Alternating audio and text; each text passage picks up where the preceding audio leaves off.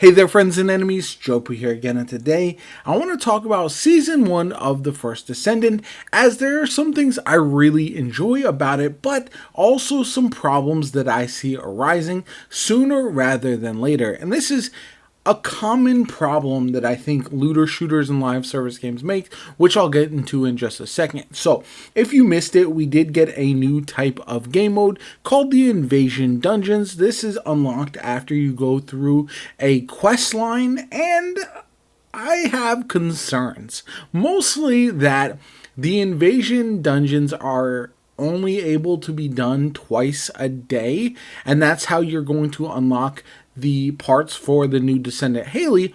Not only that, you can only do the Invasion Dungeons solo, which for me, this is a co-op game. This is a live service looter shooter. I want to be playing this with friends as much as possible, but the First Descendant seems to drive you away from co-op gameplay, whether it is these invasion dungeons or hard mode bosses that are way more difficult with other people than they are solo, and ultimately it's just a very annoying thing for somebody who would want to be playing this with friends as much as possible. Now, other than that, there are some good quality of life changes that I've really enjoyed, specifically the changes to experience.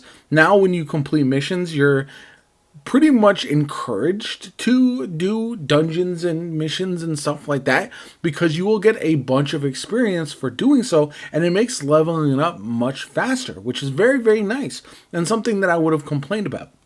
The new Battle Pass is pretty solid overall. I would argue that it is frustrating that you get so many skins for weapons that are borderline unusable, which is my biggest annoyance. We haven't got skins for the best weapons in the game for whatever reason, the best legendaries, and that's very annoying.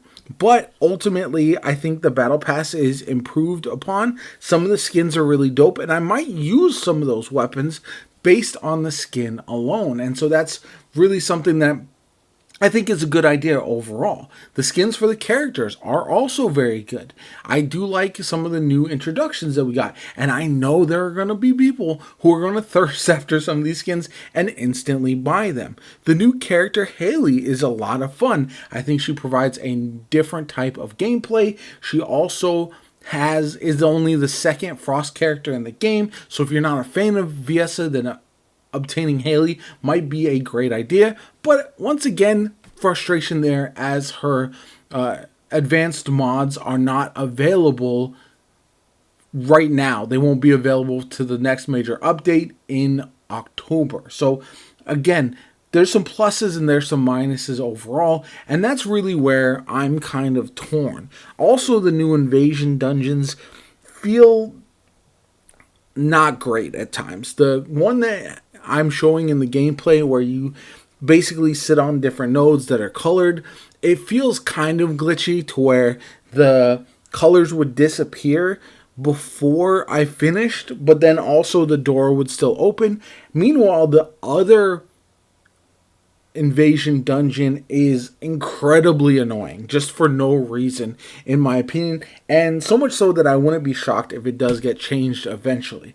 But again, these are some issues. I think ultimately, at this point in the game, I just don't really have a reason to be doing a lot of the stuff outside of unlocking the new character, and with the hope being that they do change these missions sooner rather than later, I might just hold off on that, to be honest, rather than grind those 2 invasion dungeons every day, because there's just a little bit lacking. I would have rather them delayed Season 1.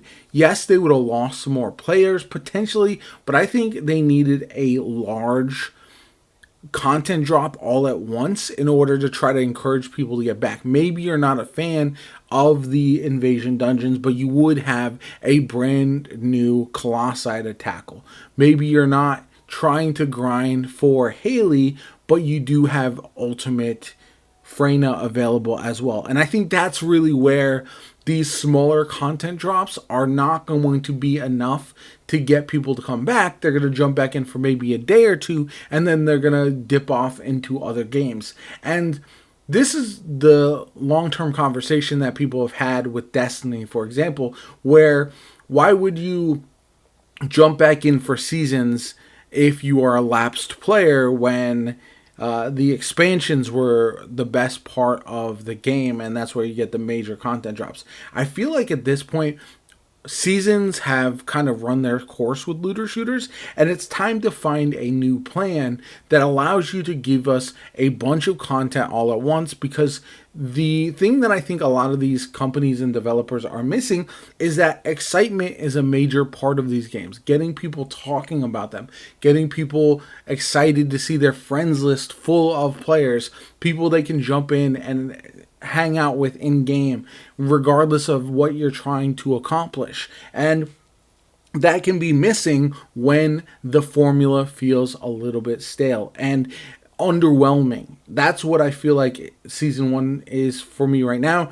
Suicide Squad Kill the Justice League has had the same problem. Their seasons just don't deliver enough to get me motivated to play for longer than a short period of time. And so, yeah, incredibly frustrating for me. I do wish I was more invested in the First Descendant at this point, but for now, I'm probably going to play this casually. I do have Warhammer 40k Space Marine 2 on the horizon, which I'm incredibly excited about.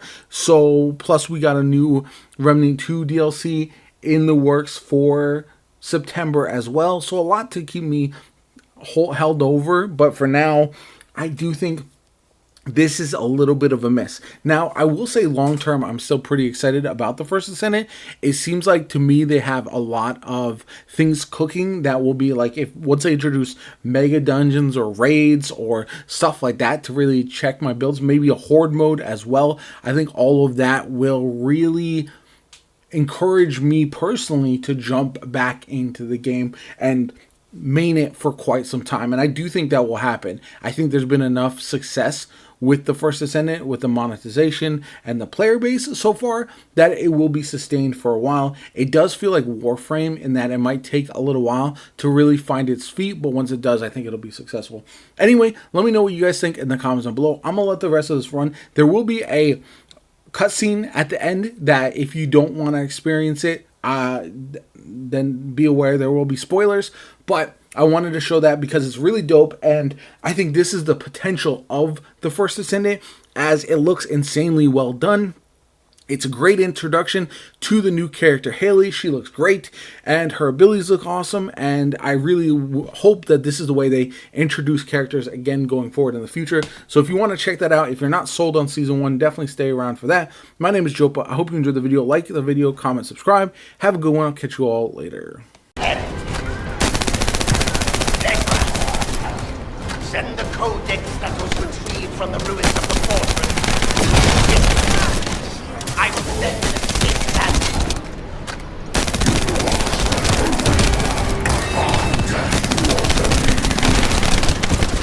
The day will come when I will see you all stained with red.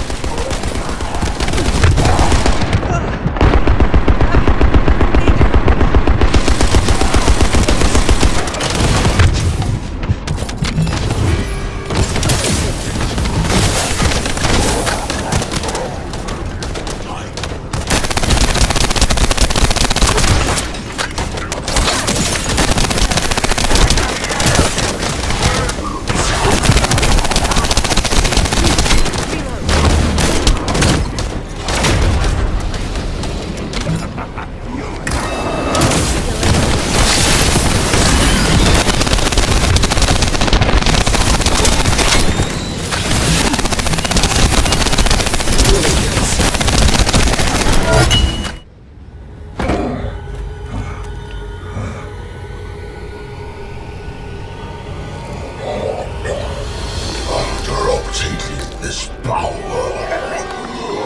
How could you use it in a place like this?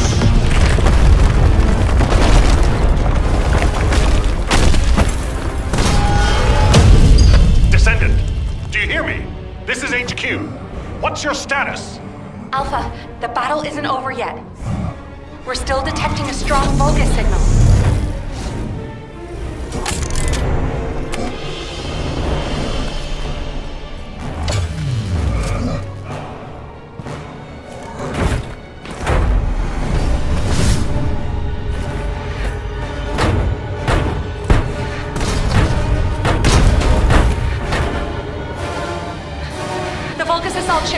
toward a nearby zone.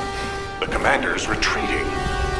If we lose him, we lose any intel.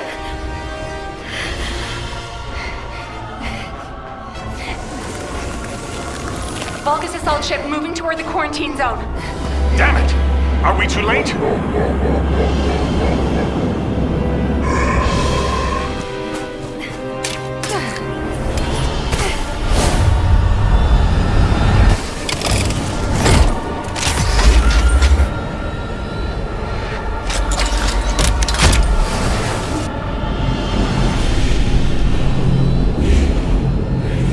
Checking gun barrel, loading magazine.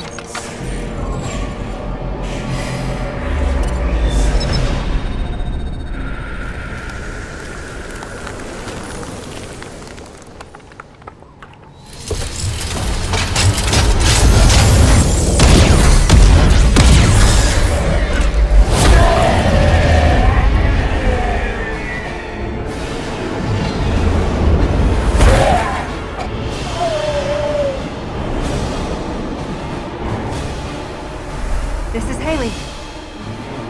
Target is down. Haley, are you all right? Thank you for sending in the rescue team. I couldn't have done it without them.